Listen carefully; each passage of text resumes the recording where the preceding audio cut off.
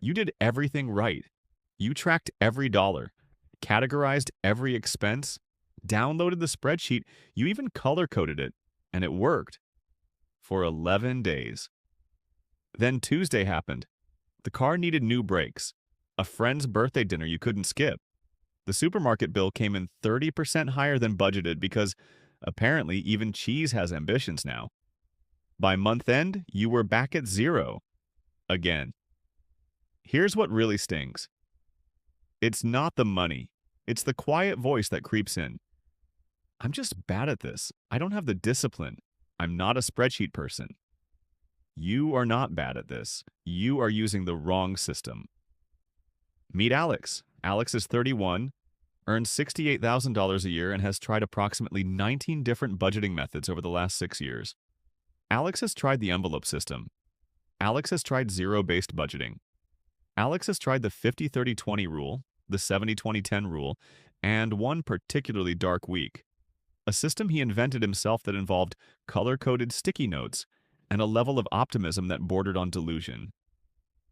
None of them lasted. Not because Alex is irresponsible, because every single one of those systems required him to make perfect decisions, every single day, forever, with a brain that is already exhausted from work, life, and the relentless cognitive load of simply existing in the modern world. Alex's finances look fine from the outside: a decent salary, a clean enough apartment, the appearance of someone who has things under control. From the inside, Alex's financial life is being held together by card taps, optimism, and the vague belief that next month will somehow be different. The problem is not Alex. The problem is complexity. And the solution is not a better spreadsheet. The solution is a set of minimalist money rules so simple that they survive the worst, most chaotic, most exhausting version of your life. Because that is the version of you that actually controls your money, not the Sunday morning, coffee in hand, color-coordinated version of you. The Tuesday evening, tired, stressed, I just need this day to be over version of you. Here are the rules. Rule 1. One account, one job. Alex's primary mistake was not his spending, it was his architecture. All of his money lived in one checking account. That account was his emergency fund, his holiday fund, his investment fund, his if something comes up fund, and his spending money, all at the same time. And an account with 5 jobs will fail at all of them, because the moment life gets inconvenient, the boundaries blur. The car needs $800? Use the savings. It's all in the same pot anyway. A trip comes up, use the savings. You'll replace it later. You don't replace it later, nobody replaces it later. That is the savings treadmill, and it is the single most expensive pattern in personal finance. The first rule is separate your money by job. One account for spending. This is the money that is allowed to disappear. Its job is to go to zero. When it goes to zero, it is succeeding, not failing. One account for the emergency fund. Boring, safe, instantly reachable. A high-yield savings account. This money has one job: keep life stable when life hits hard. It is allowed to be used, but it is clearly labeled, so using it is a conscious choice, not a quiet drift. One account for investing. This is the money that lives beyond the safety net. Its job is to grow, untouched for decades. It is deliberately annoying to access, a few days away from your hands, out of sight, so the temptation has to survive a delay before it can reach the money. And most temptations do not survive delays. That is rule 1. Not budgeting harder. Just giving each dollar a job and a location. Rule 2. Automate before you feel it. Alex's second mistake was relying on himself to make the right decision every payday. That is a losing game. Because payday is also the day you feel richest, and the day you feel richest is the day you are most likely to overspend. Willpower is not a strategy. Willpower is a finite resource that depletes by 8 p.m. on a Tuesday, and your finances need to survive past 8 p.m. on a Tuesday. The second rule is automate the transfer before the money arrives. Set up an automatic transfer that moves money into your emergency fund and your investment account the day you get paid. Not the day after, not when you get around to it. The day the money lands, so you never feel the money arrive in the spending account in the first place. If you don't see it, you don't spend it. And if you don't have to decide to save it, you don't have to fail at deciding to save it. Alex automated a $400 transfer every payday, $200 to the emergency fund, $200 to investments. He did not notice the money was gone. That is the entire point. The system does the work. You live on what is left. And what is left is always enough because human beings adapt to whatever constraint is placed in front of them, as long as the constraint is consistent. That is Rule 2. Rule 3. The 72-hour rule for any non-essential purchase over $100 Alex is spending was not catastrophic.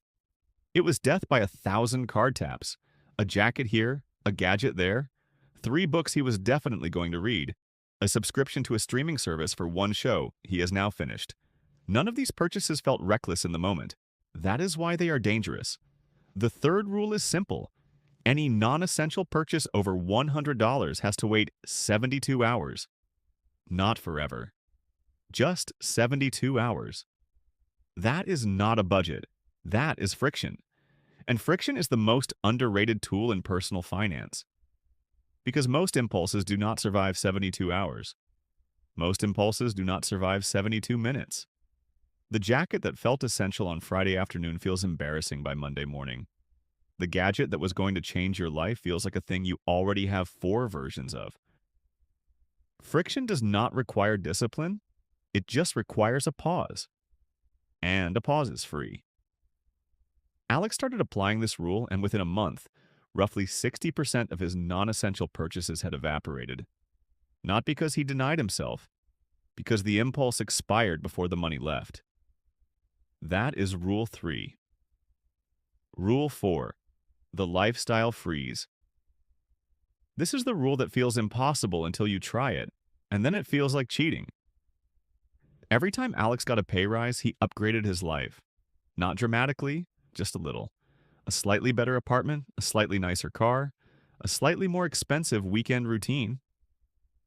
Each upgrade felt earned, each upgrade felt reasonable, and each upgrade quietly absorbed the entire pay rise before it ever had a chance to become wealth. That is lifestyle creep, and it is the reason people earn twice as much as they did 5 years ago and somehow feel just as broke. The fourth rule is, when your income goes up, your lifestyle does not move for 6 months. Not forever, just 6 months. When you get a pay rise, you redirect the difference into your investment and emergency accounts for 6 months before you let your lifestyle adjust. Why 6 months? Because by month 4, you realize you don't actually need the upgrade. You have been living at the old level and nothing bad has happened. The brain recalibrates. The new income becomes the new normal, but the lifestyle hasn't expanded to absorb it yet. And that gap, between what you earn and what you spend, is where wealth is built. Not in the earning, in the gap. Alex got a $6,000 pay rise last year. He froze his lifestyle for 6 months. By month 5, he didn't want the upgrade anymore. He redirected the entire raise into his investments, and he has not missed it once. That is Rule 4. Rule 5. Never carry a balance on a credit card. This sounds like a cliche. It is not. Credit card debt is the most expensive debt most people will ever have, and the reason people fall into it is never the reason they think. People do not fall into credit card debt because of emergencies. They fall into it because of the quiet accumulation of small purchases that felt manageable at the time. $80 for a meal, $120 for a jacket, $60 for a night out. Each purchase felt fine. The total was a disaster. And credit card interest does not just cost you money. It reverses the direction of your financial life. Instead of your money working for you, it is now working for the bank. At 22% interest, a $4,000 balance costs you roughly $900 a year just in interest. That is $900 that could have been invested. Over 30 years at a 10% return, that $900 a year becomes roughly $160,000. You did not spend $4,000 on a credit card. You spent $160,000 from your future self to buy things you cannot remember. The fifth rule is absolute: never carry a balance.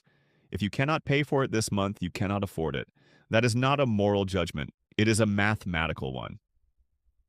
Alex paid off his $3,200 credit card balance over 4 months, cut up the physical card, and kept the account open for credit score purposes only.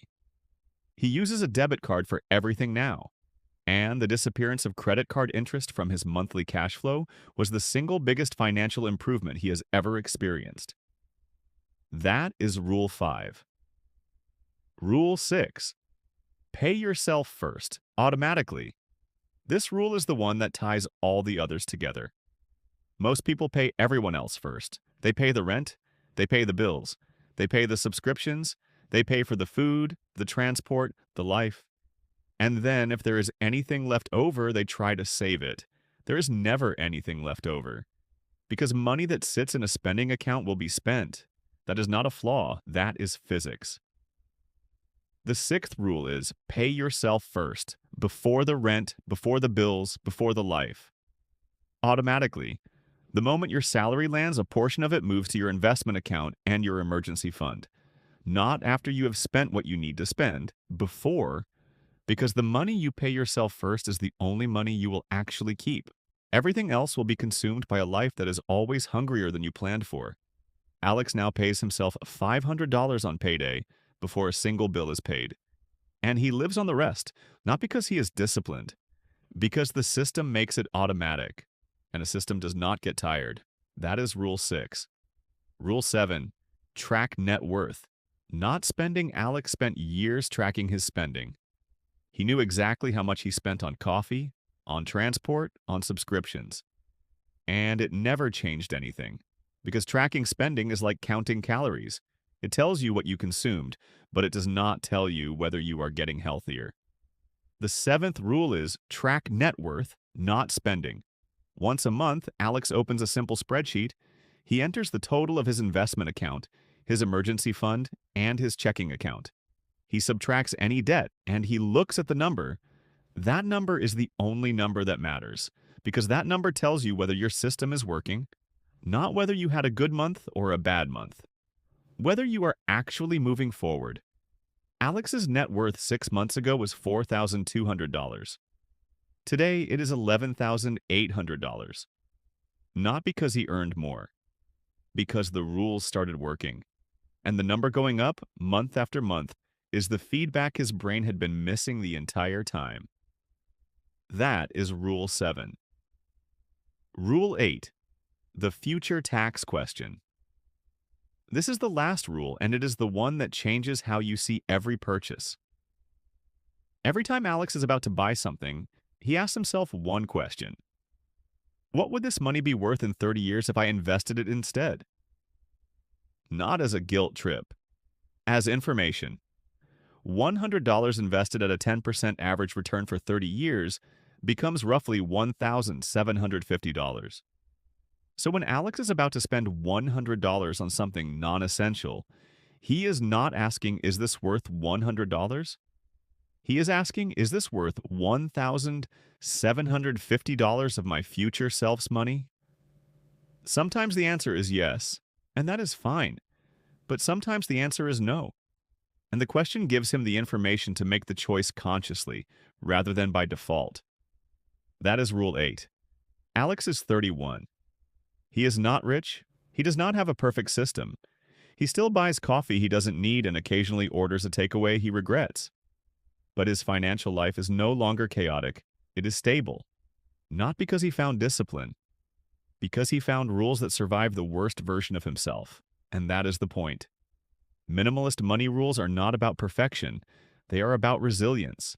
They are about building a system so simple that it works even when you are tired, stressed, overwhelmed, and absolutely not in the mood to manage your money.